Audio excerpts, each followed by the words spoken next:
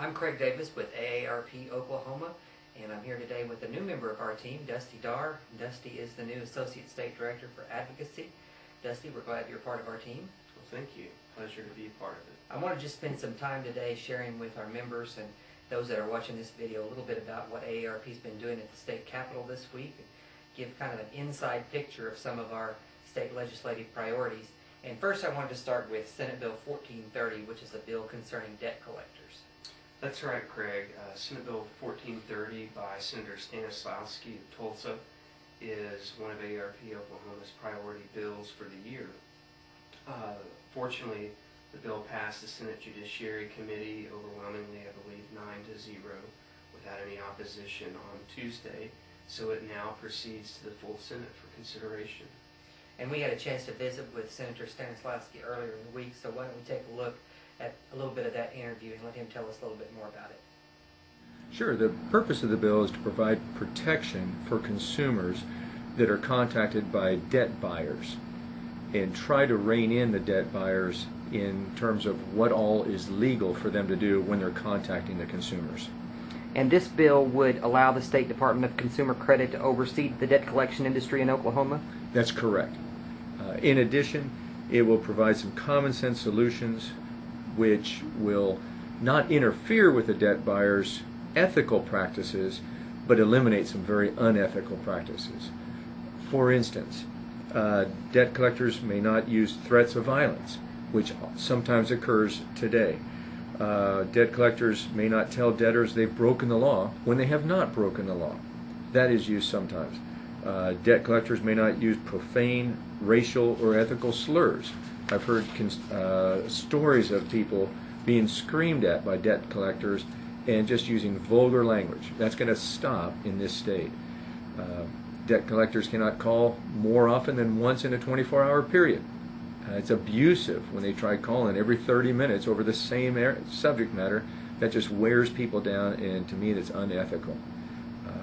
Debt collectors may not misrepresent themselves as working for any government agency. That happens from time to time and needs to stop.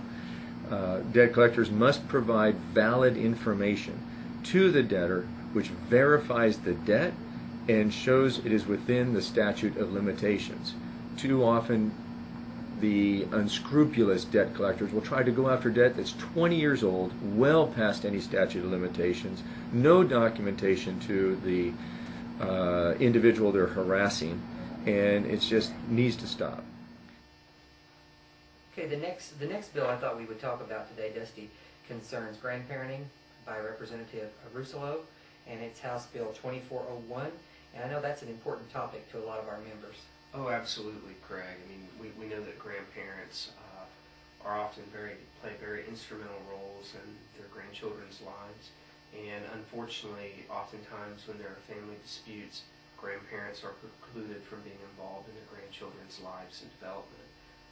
House Bill 2401 by Representative Russolo would essentially add another tool in the toolkit for the courts to consider when grandparents petition the court for grandparental visitation rights. Oftentimes, there's a lot of criterion that has to be met in order for grandparents to be able to receive visitation rights to their grandchildren when their parents object to that. This would essentially allow a judge to order mediation if he or she deems it as potentially beneficial before actually going into a full-blown court hearing. We believe that this is cost-effective, and we also know that mediation oftentimes yields really positive results. So we're very excited about this bill. We're very appreciative of Representative Russolo for running it, and this bill passed out of committee overwhelmingly as well this week, and will now proceed to the House floor for consideration by the full House. And I know we visited with Representative Russolo about this bill as well, and so let's show a brief clip of that. Family, the grandparents can go to the district judge, and the district judge, if this bill is successful and is signed by the governor, the district judge can order mediation, which will bring in all the concerned parties, the son, the daughter, the grandchildren, and the grandparents that wish the visitation, and they'll sit down and try to work this out without ever having to hire an attorney and ever having to go to court. And if we can bring folks together, a lot of times communication, a certain amount of dialogue has solved more problems than court ever will. So Now, that's I think we want to spend some time talking about House Bill 2566, which I understand will make some changes for folks that live in assisted living homes. That's right. House Bill 2566 by Representative Harold Wright of Weatherford would essentially ban assisted living homes from penalizing their residents for using an outside provider for medical services or supplies.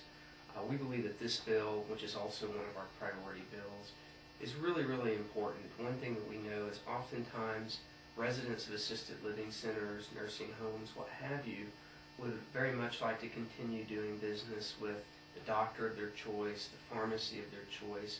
And this bill basically says that assisted living centers cannot force their residents to use an in-house provider for these services.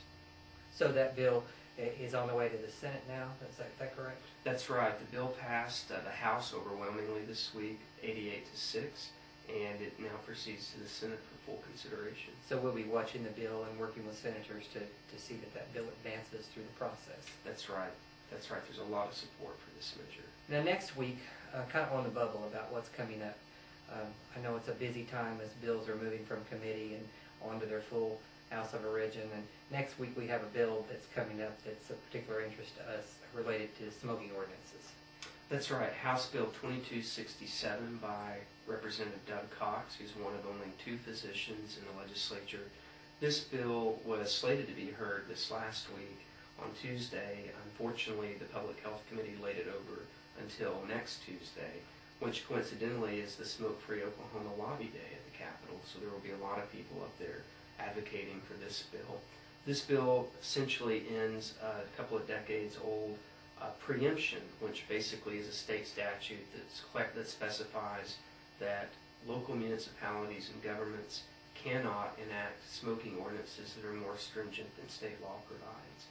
We believe that this is a local control issue, that local municipalities are best situated to address these issues, and we believe that there are a lot of municipalities out there that would like to tackle the smoking issue head on, and so we are part of a large and ever-growing coalition that supports House Bill 2267. And Oklahoma's one of only 2 states that doesn't allow that local. That's right, Craig. Oklahoma is one of only a number of states in the country that has a statewide preemption prohibiting local governments from enacting any kind of smoking ordinances that are more stringent than those provided by state statute. One thing that we know is that unfortunately Oklahoma in a number of health indicators ranks very poorly, sometimes in the bottom 4 or 5 states. And with smoking, this is also the case. Currently about 1 out of 4 Oklahomans still smoke, and we know that not only is that really unhealthy, but there are significant costs to the state and to insurers for those individuals who smoke. So it'd be pretty interesting to watch the committee next week and see what happens with that bill.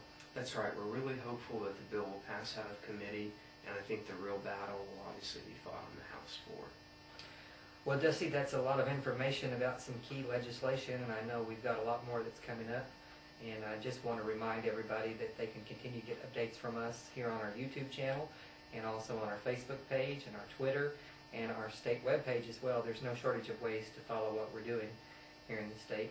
That's right. That's right. We would just encourage everyone to continue to follow the updates that we send out.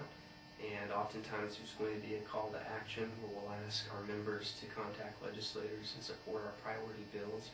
And one thing that we know is the squeaky wheel gets the grease in politics, so members certainly listen when their constituents call. Before we close today, I thought maybe we might just get a quick update on where we're at with the OG&E rate case. I know we're a party to that rate case and opposed to OG&E's request for a rate increase. Can you kind of tell us where we're at in that process? Sure, Craig, I'd be happy to. Last year, OG&E petitioned the Corporation Commission for about a $73.3 million rate increase. And if that request is enacted, that would equate to roughly a $6.60 per month increase on residential consumers' utility bills. As you know, and many of our members know, AARP Oklahoma was an intervener in the case and was an actual party throughout the hearings.